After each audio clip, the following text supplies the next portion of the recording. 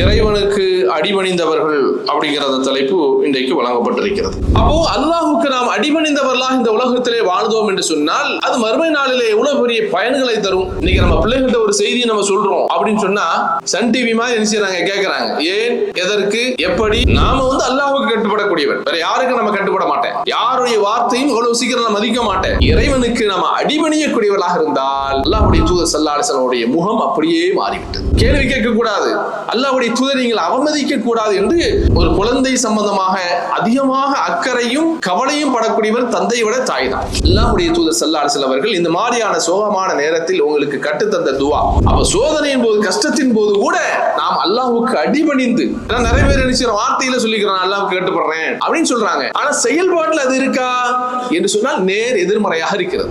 ஏன்னா ஒப்பாரி வைக்க கூடாது.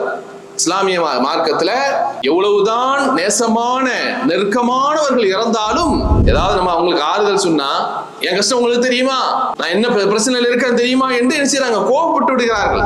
ஈமான் கொண்டாங்க அப்படிங்கிற காரணத்திற்காக பல கட்டங்களில் முஸ்லீம்கள் சோதிக்கப்படுகிறார். தாடி வச்சதுனால பிரச்சனை, தொப்பி வச்சதுனால பிரச்சனை, ஆட்டுக்கறி சாப்பிட்டதுனால பிரச்சனை, ஹிஜாப் போட்டாங்கிறதுனால பிரச்சனை. அல்ஹம்துலில்லாஹ் அல்ஹம்துலில்லாஹ் நஹ்மதுஹு வ நஸ்தஈனுஹு வ நஸ்தக்ஃபிருஹு ونؤمن به ونتوكل عليه ونعوذ بالله من شرور أنفسنا ومن سيئات أعمالنا من يهده الله فلا مضل له ومن يضلله فلا هادي له وأشهد أن لا إله إلا الله وحده لا شريك له وأشهد أن محمدا عبده ورسوله أما بعد فقد قال الله تعالى في القرآن العظيم والفرقان المجيد أعوذ بالله من الشيطان الرجيم بسم الله الرحمن الرحيم يا أيها الناس اتقوا ربكم الذي خلقكم من نفس واحدة وخلق منها زوجها وبث منهما رجالا كثيرا ونساء واتقوا الله الذي تساءلون به والأرحام إن الله كان عليكم رقيبا يا أيها الذين آمنوا اتقوا الله وقولوا قولا سديدا يصلح لكم أعمالكم ويغفر لكم ذنوبكم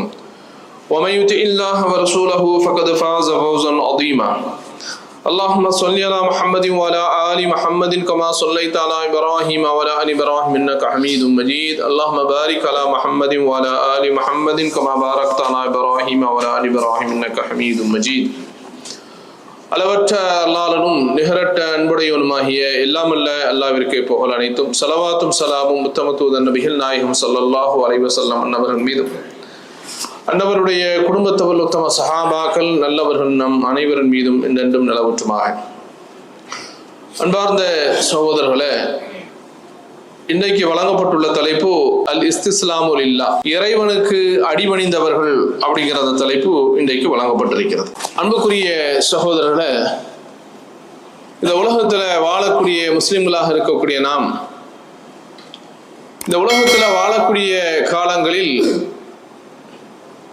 நம்முடைய மனம் போன போக்கில் வாழக்கூடிய ஒரு வாழ்க்கை ஒரு முஸ்லிமுடைய வாழ்க்கையா என்று சொன்னால் இல்லை. இப்போ வாழக்கூடிய காலங்களில் நாம் எப்படி வாழ வேண்டும், நம்முடைய வாழ்க்கை அமைப்புகள் எவ்வாறு இருக்க வேண்டும்ங்கிறத அல்லாஹ் தன்னுடைய திருத்தூதரின் மூலமாக நமக்கு பல்வேறு வழிகாட்டுதல்களை தந்திருக்கிறான். அப்ப இந்த உலகத்துல நம்ம வாழக்கூடிய காலங்களில் அல்லாஹ்வுக்கும் அல்லாஹ்வுடைய ரசூலுக்கும் கட்டுப்பட்டவர்களாக, அவருடைய போதனைகளை ஏற்றடக்கக்கூடியவர்களாக இந்த உலகத்திலே நாம் வாழ வேண்டும். அதனால்தான் குர்ஆனுடைய வசனங்களை நாம் எடுத்து பார்த்தோம் என்று சொன்னால், அல்லாஹ் குர்ஆனில் பல இடங்களிலே பல வசனங்களிலே சுட்டி காட்டுகிறான், அத்தீஉல்லாஹ் வ அத்தீஉர் ரசூல், நீங்கள் அல்லாஹ்வுக்கு வழிபடுங்கள், அல்லாஹ்வுடைய தூதருக்கு நீங்கள் வழிபடுங்கள் என்று அல்லாஹ் குர்ஆனில் பல இடங்களிலே இந்த வசனத்தை திரும்ப திரும்ப அல்லாஹ் நினைச்சான் நமக்கு சொல்லி காமிக்கிறான் என்று சொன்னால், அப்ப இந்த உலகத்துல வாழக்கூடிய காலங்களில் நாம் இறைவனுக்கு கட்டுப்பட்டவர்களாக, இறைவனுக்கு அடிபணிந்தவர்களாக நாம் வாழ வேண்டும் என்பதை அல்லாஹ் திரும்ப திரும்ப திரும்ப நம்ம இடத்துல வலியுறுத்தி காமிக்கிறான். காரணம் என்னவென்று சொன்னால், இந்த உலகத்துல நாம் இறைவனுக்கு அடிபணிந்து வாழ வேண்டும், மார்க்கத்தை பேணி வாழ வேண்டும் அப்படின்னு நம்ம நினைக்கும் போது, நாம அப்படி வாழாமல் வாழக்கூடாது என்பதற்காக வேண்டி இருக்கக்கூடிய ஒரு சக்தி, பெரிய சக்தி ஷைத்தான். அப்ப அந்த ஷைத்தான் நம்மை இப்படி வாழக்கூடாது என்பது என்று நம்மை ஒரு சூழ்ச்சி செய்து நம்மை மடைமாட்டம் செய்து விடுகிறான். அப்ப அதனால அல்லாஹ்வும் அல்லாஹ்வுடைய ரசூலுக்கு நம்ம கட்டுப்பட்டு வாழ வேண்டும்ங்கிறதுல ஒரு பெரிய போராட்டத்தையும் ஒரு பெரிய சிரமத்தை மேற்கொண்டு தான் இந்த காரியங்களை நாம் முன்னெடுக்க வேண்டியது இருக்கிறது என்பதை நாம் புரிந்து கொள்ள கடமைப்பட்டிருக்கிறோம். அப்போ அல்லாஹுக்கு நாம் அடிபணிந்தவர்களாக இந்த உலகத்திலே வாழ்ந்தோம் என்று சொன்னால் அது மறுமை நாளிலே எவ்வளவு பெரிய பயன்களை தரும், இந்த உலகத்திலே அதற்கு எவ்வளவு பெரிய பலன்கள் இருக்கிறது என்பதையும் நாம் புரிந்து கொள்ள கடமைப்பட்டிருக்கிறோம். அப்ப அதனால இந்த உலகத்தில் வாழ்ந்திருக்கக்கூடிய எல்லா இறை தூதர்களும் அவர்கள் அல்லாஹ்வுக்கு கட்டுப்பட்டவர்களாகவே வாழ்ந்திருக்கிறார். எத்தனையோ இறை தூதர்கள் வந்தார்கள். அந்த இறை தூதர்கள் அத்தனை நபர்களும் இந்த உலகத்திலே வாழக்கூடிய காலங்களில் இறைவனுடைய கட்டளைக்கு அடிபணிந்தவர்களாகவே வாழ்ந்திருக்கிறார்கள் என்ற வரலாறை அல்லாஹ் குர்ஆன்ல நடையறகல்ல சொல்லி காமிக்கிறார். அதுல ஒரு செய்தி தான் இப்ராஹிம் அலைஹிஸ்ஸலாத்து வஸ்ஸலாம் அவருடைய வரலாறு. இப்ராஹிம் அலைஹிஸ்ஸலாத்து வஸ்ஸலாமுடைய வரலாறு இருக்கிறது. இறைவனுக்கு அவர்கள் எப்படி அணிபணிந்தார்கள் அப்படிங்கிறதுக்கு ஒரு பெரிய எடுத்துக்காட்டாக, ஒரு முன்மாதிரியாக இருக்கக்கூடிய ஒரு வரலாறு இப்ராஹிம் அலைஹிஸ்ஸலாமுடைய வரலாறு. நாம் எல்லாம் கேள்விப்பட்ட ஒரு செய்தி தான். அல்லாஹ் ஜல்ல ஷானஹு தஆலா இப்ராஹிம் அலைஹிஸ்ஸலாம் அவர்களை சோதிப்பதற்காக அல்லாஹ் இஸ்மாயில் என்ற அந்த மகனை கொடுத்தான். அந்த இஸ்மாயில் என்ற அந்த அழகான அந்த மகனை பெற்றெடுத்த இப்ராஹிம் அலைஹிஸ்ஸலாம் அவர்கள் ஒரு கட்டத்தில் அந்த இஸ்மாயிலை எனக்காக நீ பலி கொடுக்க வேண்டும் அப்படிங்கிற அந்த கட்டளையும் அல்லாஹ் சொல்கிறான். குழந்தையை கொடுத்தவனும் அவன்தான். அந்த குழந்தையை எனக்காக நீ பலியிட வேண்டும் என்று சொல்லக்கூடிய கட்டளையும் அதே இறைவன் தான் கொடுக்கிறான்.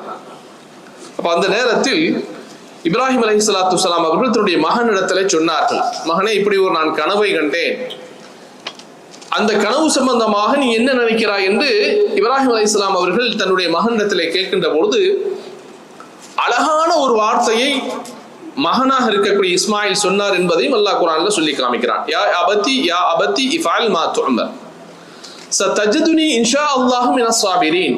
என் தந்தை அவர்களே, அல்லாஹ் உங்களுக்கு எதை கட்டளையிட்டானோ, உங்களுக்கு என்ன கட்டளை போட்டிருக்கிறானோ அதை நீங்கள் நிறைவேற்றுங்கள். அல்லாஹ் நாடினால் என்னை நீங்கள் பொறுமையாளர்களாக நீங்கள் கண்டுகொள்வீர்கள் என்று இஸ்மாயில் அலைஹிஸ்ஸலாத்து வஸ்ஸலாம் அவர்கள் சொன்னார்கள் என்ற செய்தியும் அல்லாஹ் குர்ஆனிலே பதிவு செய்கிறார். அப்ப எப்படி அடிபணிதல்? ஏன்னா அடிபணிதல்ங்கிறது சாதாரண ஒரு விஷயம் இல்லை. ஒரு காரியத்தை செய் அல்லது ஒரு வணக்கத்தை செய் அப்படிங்கிற ஒரு செய்தி அல்ல இது. உயிரை எனக்காக நீ தர வேண்டும் என்று சொல்கின்ற பொழுது எந்த மாற்று கருத்தும் இல்லாமல், எந்த எதிர்வேற்றும் இல்லாமல், தயக்கம் இல்லாமல் என்ன செய்யுங்க, ஒத்துக்கொண்டார்கள், ஏற்றுக்கொண்டார்கள் என்று சொன்னால் இதுதான் அடிபணிதல்.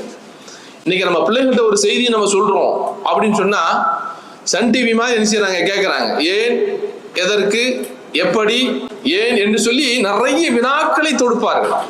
இன்னைக்கு வரக்கூடிய ஜெனரேஷன் அப்படிதான் இருக்கு. ஒரு தந்தை தன்னுடைய பிள்ளைகளுக்கு ஒரு ஆர்டரை போடுறாரு, ஒரு செய்தியை சொல்றாருன்னா அவர் சொல்றதுல எனக்கு அர்த்தம் இருக்கும் என்று யோசிக்காமல் செய்யக்கூடிய பிள்ளைகள் மிக மிக குறைவு. 1000 கேள்விகளை கேட்டு அது துளைத்து இது அப்படி இருக்குமா, அது அப்படி இருக்குமா என்று நமக்கே என்ன செய்யறாங்க, ஒரு டீச்சிங் பண்ணி தான் அந்த காரியத்தை செய்யறாங்க. அன்னைக்குள்ள பிள்ளைங்க அப்படித்தான் இருக்கிறார்.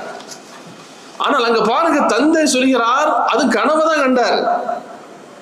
அல்லாட்ட எனக்கு மெசேஜ் வந்திருக்கு அப்படி கூட சொல்லல, நான் ஒரு கனவு கண்டேன், அந்த கனவுல எனக்கு இப்படி காட்டப்பட்டது என்று சொல்கின்ற பொழுது உடனடியாக மறுக்காமல் நீங்கள் செய்யுங்கள், உங்களுக்கு என்ன கட்டளையிடப்பட்டதோ அதை செய்யுங்கள் என்று அடிபணிந்தார்கள் என்று சொன்னால் அதுதான் அந்த இஸ்மாயில் அலைஹிஸ்ஸலாம் அவர்கள் இன்னைக்கு போற்றக்கூடிய ஒரு பெரிய இறை தூதராக இன்னைக்கு வாழ்ந்து கொண்டிருக்கிறார்கள் அப்படிங்கிறத நம்ம என்ன செய்யறோம், அவருடைய வரலாற்றிலிருந்து நம்ம பார்க்கிறோம். எனவே அன்புக்குரிய சகோதரர்களே, அப்ப இந்த உலகத்துல வாழ்ந்திருக்கக்கூடிய எல்லா இறைத்தூதருடைய பண்புகளும் குணங்களும் இறைவன் அவருடைய கட்டளை என்று வருகின்ற போது அடிபணியக்கூடியவர்களாக இருந்தார்கள் அப்படிங்கிற செய்தியை நம்ம பார்க்கிறோம். அப்ப என்னைக்கு நாம இறைவனுக்கு நம்ம கட்டுப்படுகிறோம், நாம அல்லாஹ்வுக்கு கட்டுப்படக்கூடியவன், வேற யாருக்கு நம்ம கட்டுப்பட மாட்டேன், யாருடைய வார்த்தையும் அவ்வளவு சீக்கிரம் நான் மதிக்க மாட்டேன், ஏற்றுக்கொள்ள மாட்டேன் என்று சொன்னாலும் இறைவனுடைய கட்டளை அப்படின்னு வருகின்ற பொழுது அதை ஏற்றுக்கொள்ளக்கூடிய பக்குவம் நமக்கு இருக்குது அப்படின்னு நம்ம நினைச்சோம் சொன்னா, அப்படி ஒரு வாழ்க்கை நமக்கு இருக்குமே ஆனால் அல்லாஹ் பல கட்டங்களில்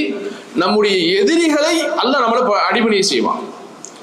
நமக்கு எதிராக இருக்கக்கூடிய எதிரிகளுக்கு, அவர்களுக்கு பாதகமாக அல்லாஹ் நமக்கு என்ன செய்வான், உதவி செய்வான் என்பதையும் குர்ஆன் நமக்கு சொல்லி காமிக்கிறது. மூசா அலைஹிஸ்ஸலாமுடைய வரலாறு நம்ம பார்க்கிறோம். அந்த மூசா அலைஹிஸ்ஸலாத்து வஸ்ஸலாம் அவர்கள் இந்த சமூகத்திலே பல்வேறு இன்னல்களுக்கு ஆளானார்கள். கடுமையான என்ன செய்தாங்க, பனி இஸ்ரவேலர்கள் மூசா நபியை கடுமையான என்ன செய்தாங்க, சோதித்தார்கள், கடுமையான இன்னல்களை எல்லாம் கொடுத்தார்கள்.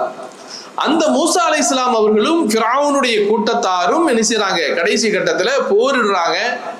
அதையெல்லாம் தாண்டி தான் என்ன செய்றாங்க, நைல் நதியில் என்ன செய்றாங்க, வர்றாங்க, காப்பாற்றப்பட்டார்கள் என்பதெல்லாம் குர்ஆன் சொல்லக்கூடிய வரலாறு.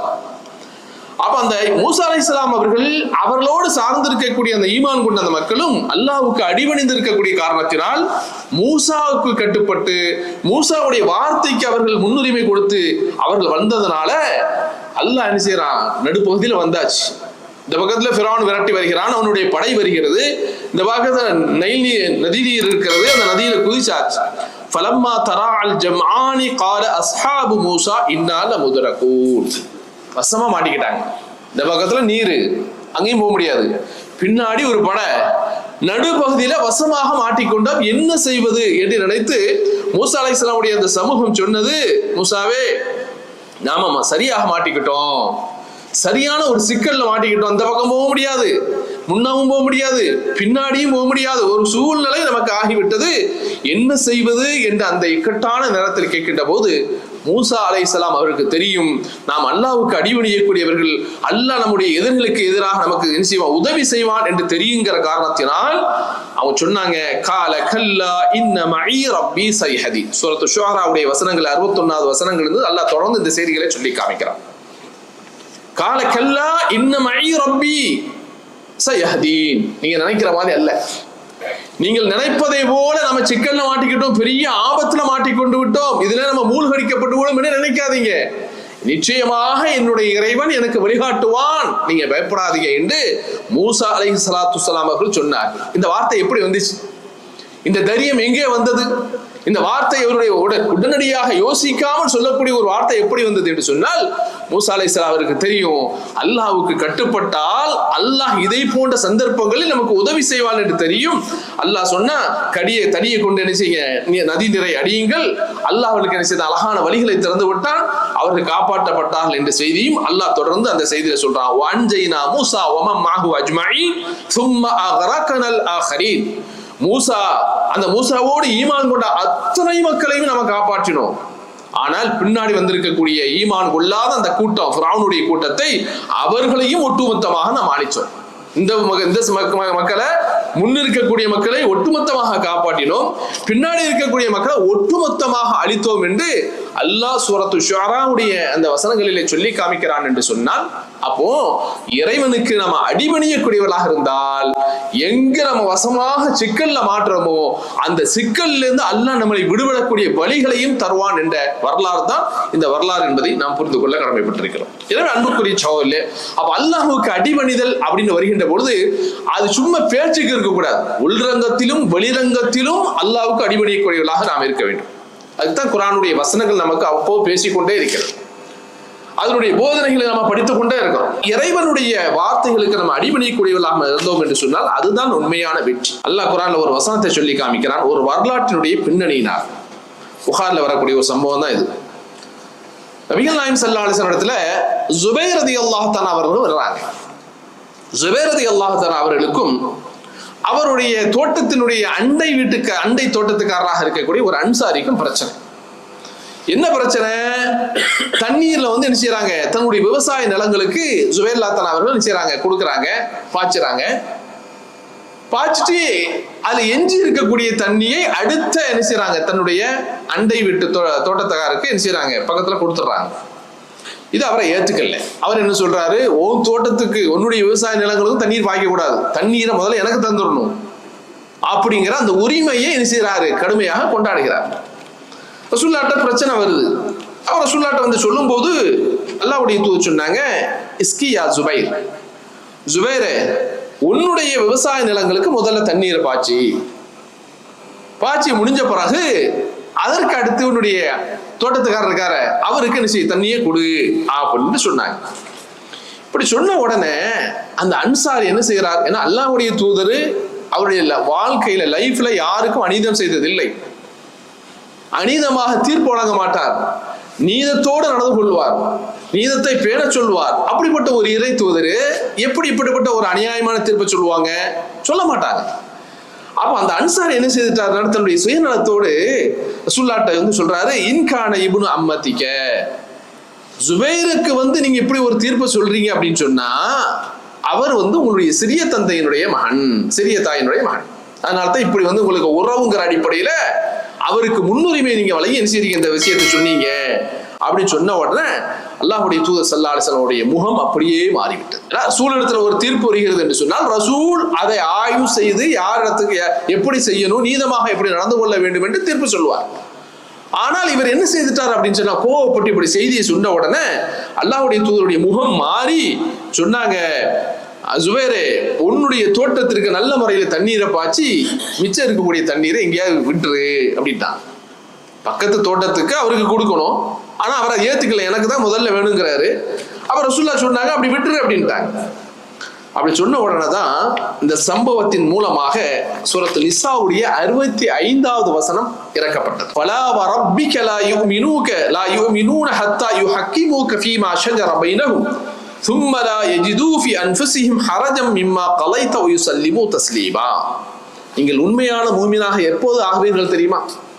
உங்களுக்கு மத்தியில எழக்கூடிய பிரச்சனைகளுக்கு அல்லாஹ்வுடைய தூதரை தீர்ப்பாளராக நீதிபதியாக வச்சு அந்த அல்லாஹ்வுடைய தூதர் உங்கள் பிரச்சனைக்கு மத்தியிலே தீர்வு சொல்லி அந்த தீர்ப்புல நீங்கள் எதுவுமே நினைக்காத அளவுக்கு, மனசுல நீங்கள் எதுவும் நினைக்காத அளவுக்கு அது நல்ல இன்முகத்தோடு ஏற்றுக்கொண்டு வாழ்கின்றீர்களே, அதுவரை நீங்கள் மூமினாக ஆக முடியாதுன்னு அல்லாஹ் வசனத்தை இறக்கிட்டான். யாருங்க? ஒரு அன்சாரி சஹாபி செய்திருக்கக்கூடிய ஒரு சிறிய தவறு, அவர் சின்ன பேச்சு, அந்த பேச்சுக்காக என்ன செய்த அல்லாஹ் ஒரு வசனத்தை சூரத்து நிசாவுடைய 65வது வசனத்தை என்ன செய்யறான் அல்லாஹ் இறக்கி, அல்லாஹ்வுடைய தூதர்ட்ட நீங்க வந்தீங்கன்னா அவர் உங்களுக்கு ஒரு தீர்ப்பு வழங்குகிறார், உங்களுக்கு பிரச்சனைக்கு தீர்வு வழங்குகிறார் என்று சொன்னால் அந்த தீர்வை மனதார ஏற்றுக்கொள்ள வேண்டும். அதுவே நீங்கள் கிராஸ் பண்ணக்கூடாது, கேள்வி கேட்க கூடாது, அல்லாஹ்வுடைய தூதரை நீங்கள் அவமதிக்க கூடாது என்று அல்லாஹ் ஒரு வசனத்தை இறக்கி இருக்கிறான்ங்கிற செய்தியை நம்ம பார்க்கிறோம். எனவே அப்ப அன்புக்குரிய சகோதரர்களே, அப்ப அல்லாஹ்வுக்கும் அல்லாஹ்வுடைய ரசூலுக்கு கட்டுப்படுதல், அல்லாஹ்வுக்கு அடிபணிதல்ங்கிறது ரொம்ப முக்கியமானது. இந்த அடிபணிதல் தான் நல்லடியார்களுடைய பண்பு, நல்லடியார்களுடைய அந்த வாழ்க்கையும் இதுதான். அதுக்கு பல்வேறு வரலாற்றுகள்ல, சஹாபாக்களுடைய வரலாற்றுல பல்வேறு செய்திகளை பார்க்கிறோம். அதுல ஒண்ணுதான் முத்தாய்ப்பான ஒரு செய்தி. யார் அப்படின்னு சொன்னா உம்மு சலமா ரலியல்லாஹு தஆலா அவருடைய வரலாறு. பல தடவை கேள்விப்பட்ட ஒரு செய்திகள் தான் இதெல்லாம்.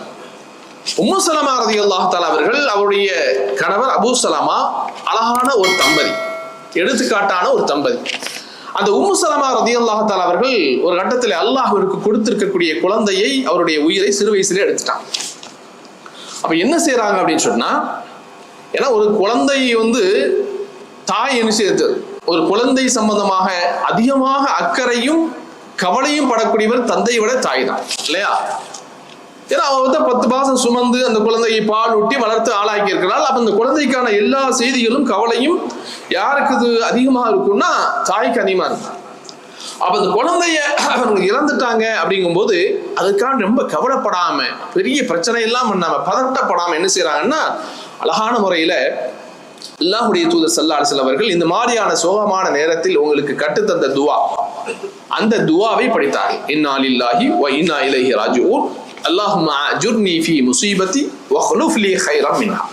எப்போதெல்லாம் நமக்கு கஷ்டம் வருகிறதோ, எப்போதெல்லாம் சோதனை வருகிறதோ, அந்த சோதனையான அந்த நேரத்தில் இந்த பிரார்த்தனையை நாம் படித்தோம். என்ன துவா?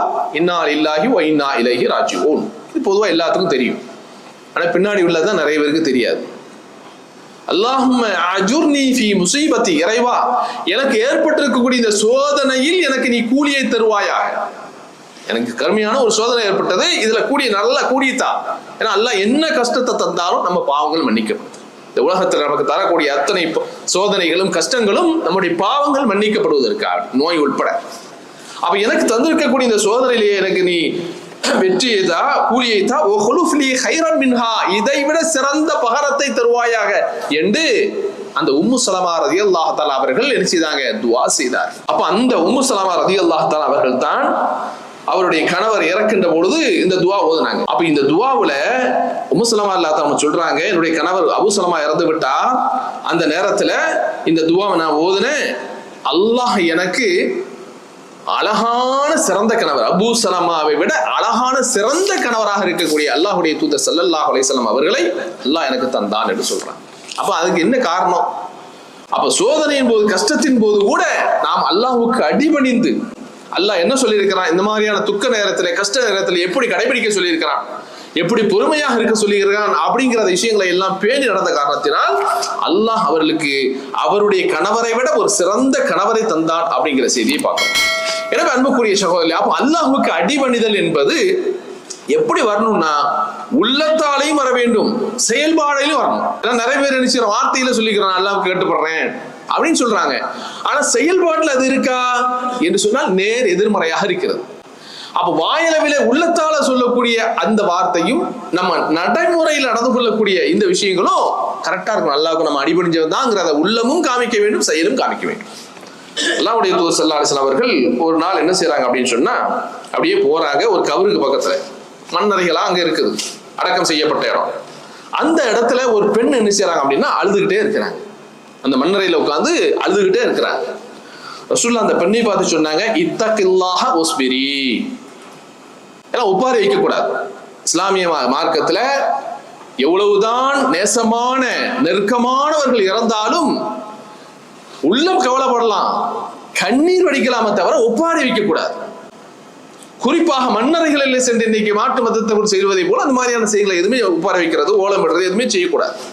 அப்ப அந்த பெண் அழுது கொண்டிருக்கிறார்கள். அந்த நேரத்தில் அல்லாஹ்வுடைய தூதர் சொன்னாங்க, இத்தகில்லாஹ வஸ்பிரி, அல்லாஹ்வை அஞ்சிக்கொள், பொறுமையாக இரு அப்படின்னு சொன்ன உடனே அந்த பெண் வந்து சொன்னவர் யாருன்னு சொன்னாம தெரியாம இலைக்க அண்ணி அப்படின்ட்டாங்க. நான் படுற கஷ்டம் எனக்கு தானே தெரியும். நிறைய பேர் அப்படி சொல்றோமா இல்லையா?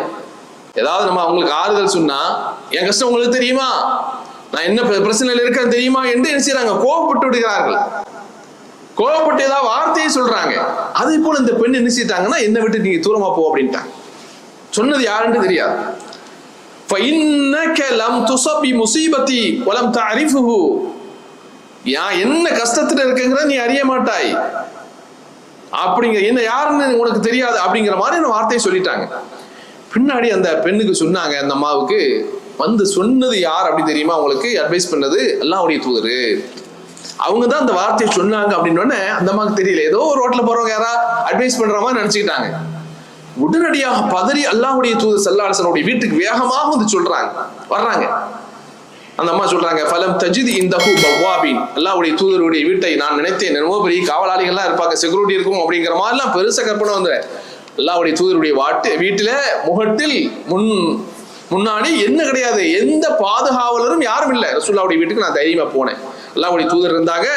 அவரிடத்துல நான் சொன்னேன், அல்லாஹ்வுடைய தூதரே நீங்கள் தான் எனக்கு தெரியாமல் நான் பேசிவிட்டேன், அவசரப்பட்டு பேசிவிட்டேன், நான் கவலையில இருக்கும் போது அந்த வார்த்தை உங்கள்கிட்ட நான் சொல்லிட்டேன் அப்படிங்கும் போது அல்லாஹ்வுடைய தூதர் சொன்னாங்க, இன்னமா ஸபுரு இந்த ஸதமத்தில் ஊலா. பொறுமை எப்போ வரும் தெரியுமா? எப்போ ஆரம்ப கட்டமோ, கவலையும் கஷ்டமும் துக்கமும் எப்போ வருது ஸ்டார்டிங்ல, எப்போ ரொம்ப ரொம்ப கவலைப்பட்டு இருக்கிறோமோ அந்த நேரத்தில் பொறுமையா இருக்கிற பாருங்க, அதான் பொறுமை. அந்த நேரத்துல கோவப்பட்டு விட்டு டென்ஷன் ஆகிட்டு எதையா வார்த்தைகளை சொல்லிவிட்டு கடைசி கட்டத்துல நான் பொறுமையா இருந்துகிட்டேன் என்று ஒரு மாசம் கழிச்சு ஒரு வருஷம் கழிச்சு சொல்றோமே, அது அல்ல. அந்த நேரத்தில், எந்த நேரத்தில் கஷ்டங்களும் சிரமங்களும் வருகிறதோ அந்த நேரத்தில் இந்த சொல்லக்கூடிய வார்த்தை இருக்கிறது, இதுதான் பொறுமை என்று அல்லாஹ்வுடைய தூதர் ஸல்லல்லாஹு அலைஹி வஸல்லம் அவர்கள் அந்த பெண்ணுக்கு சொன்னார்கள் என்ற செய்தியை நம்ம பார்க்கிறோம். எனவே அன்புக்குரிய சகோதரர்களே, அப்ப அதனால நாம அடிபணிதல் அப்படிங்கிற போது வார்த்தைகளாலும் செயல்களாலும் என்ன இருக்கணுங்க, ஒன்னா இருக்கணும் அப்படிங்கிறதை நம்ம புரிந்து கொள்ள வேண்டும். அடுத்து என்ன அப்படின்னு சொன்னா, அல்லாஹ்வுக்கு அடிபணிதல் அப்படின்னு வருகின்ற பொழுது எப்படி வந்துடக்கூடாது, அல்லாஹ் மேல முழுமையா நான் நம்பிட்டேன், அல்லாஹ் மேல நம்பிட்டேன், அல்லாஹ் மேல நம்பினாலும் நினைச்சு செய்தேன் அப்படின்னு உலகத்தில் இருக்கக்கூடிய இந்த பாதுகாப்பான விஷயங்கள், உலகத்தில் இருக்க சில நுட்பமான விஷயங்களை விட்டு விட்டு அல்லாஹ் மேல பாரம் போட்டு அப்படி செய்ய மார்க்க சொல்லல. அல்லாஹ் மேல பாரம் போடணும். அதே நேரத்தில் இந்த விஷயத்துல எப்படி நடந்து கொள்ள வேண்டும், பாதுகாப்பாக எப்படி நடந்து கொள்ளணும், எச்சரிக்கையாக அப்படி நடந்து கொள்ளணுங்கிற அந்த எச்சரிக்கை உணர்வுகளும் ஒரு மூமினுக்கு இருக்கணும். அல்லாஹ் பாத்துக்குவான் அப்படின்னு விட்டுட்டு போக முடியுமா? எதையாவது குடும்பத்தை அல்லாஹ் பாத்துக்குவான், அதான் அல்லாஹ் பாத்துக்குவான், அப்படி அல்ல. அதற்கான அத்தனை செட்டப்களையும் ஏற்பாடுகளையும் செய்துவிட்டு அல்லாஹ் நினைச்சுங்க நம்பிக்கை வச்சு அல்லாஹ்வுக்கு அடிபணிடும். ஏன்னா அல்லாஹ்வுடைய தூதர் ஸல்லல்லாஹு அலைஹி வஸல்லம் ஒரு சஹாபி வந்து கேட்கிறார், அல்லாஹ்வுடைய தூதரே யா ரசூலல்லாஹ் அகீலுஹா வ அத்தவக்கல், நான் என்னுடைய வாகனத்தை ஒட்டகத்தை கொண்டு வந்திருக்கிறேன், இப்ப நான் நினைக்கிறேன் பள்ளிவாசலுக்கு போறேன், வேற வேற வேலைகளில் ஈடுபடுறேன், இப்ப என்னுடைய வாகனத்தை நான் அவிழ்த்து விட்டு அல்லாஹ் மேல என்ன செய்யலாமா, நம்பிக்கை வைக்கலாமா அப்படின்னு கேட்கிறேன். இன்னைக்கு திருட்டு நிறைய இருக்கு. நீங்க என்ன செக்யூரிட்டி போட்டாலும் கார திட்டத்துக்கும் பைக் திட்டத்துக்கும் ஒரு கூட்டம் இருக்குது. உங்களுடைய செக்யூரிட்டி முக்கியமா, அவனுடைய தில்லு முள்ளு வேலைகள் முக்கியமான, அதுதான் இன்னைக்கு நிறைய வளர்ந்துகிட்டே இருக்குது சர்வசாதாரணமாக. அப்போ கேட்கிறார் அல்லாஹ்வுடைய தூதர்ட்ட, நான் என்னுடைய வாகனத்தை அவிழ்த்து விட்டு விடுகிறேன், விட்டுட்டு அல்லாஹ் பார்த்துக்குவான், அல்லாஹ் மேல நம்பிக்கை வச்சு என்ன தொழுதுட்டு வந்துடலாம், கார் சேஃபா இருக்கும், பைக் சேஃபா இருக்கும் அப்படின்னு நான் நினைக்கலாமா அப்படிங்கும் போது அல்லாஹ்வுடைய தூதர் சொன்னாங்க, அது அல்ல, அதை அத்திலிக்குஹா வா தவக்கல், நீ என்ன செய்யணும் அப்படின்னு சொன்னா அதை கெட்டி விட்டுட்டு தவக்கல் வை அப்படின்னா. முறையான பாதுகாப்பு, வீடா வெளியே போறோமா முறையா சேஃப்டி எல்லாம் செய்திருக்கணும். காசா பணமா ஏடிஎம் நம்ம பேங்க்ல இருக்கா அதை சேஃபா வைக்கணும். சும்மா அல்லாஹ் பார்த்துக்குவான்னு சொல்லிட்டு நீங்க முன்னெச்சரிக்கை இல்லாமல் சில காரியங்களை செய்தால் அதனால் உங்களுக்கு இழப்புகள் தான் ஏற்படும் அப்படிங்கிறத அல்லாஹ்வுடைய தூதர் ஸல்லல்லாஹு அலைஹி வஸல்லம் அவர்கள் சொல்லி இருக்கிறார்கள் அப்படிங்கிற செய்தியும் பார்க்கலாம். எனவே அன்பார்ந்த சகோதரர்களே, அப்போ இறைவனுக்கு அடிபணிதல் என்பது ஒரு முஸ்லிமுடைய வாழ்க்கையில மிக முக்கியமானது. அதற்குத்தான் அல்லாஹ் நிறைய போதனைகளை என்ன செய்யறான், குர்ஆனுடைய வசனங்களாக நமக்கு சொல்லி காமிக்கிறான். அல்லாஹ்வுடைய தூதருடைய போதனைகளை நமக்கு நினைச்சான் சொல்லி காமிக்கிறான் என்று சொன்னால் இதெல்லாம் எதற்கானது? அல்லாஹ்வுக்கு அடிபணிங்கள். அத்தீஉல்லாஹ் வ அத்தீஉர் ரசூல், அல்லாஹ்வுக்கு கட்டுப்படுங்க, அல்லாஹ்வுடைய ரசூலுக்கு கட்டுப்படுங்கன்னு சொல்லி அல்லாஹ் நிறைய போதனைகளை தருகிறான்.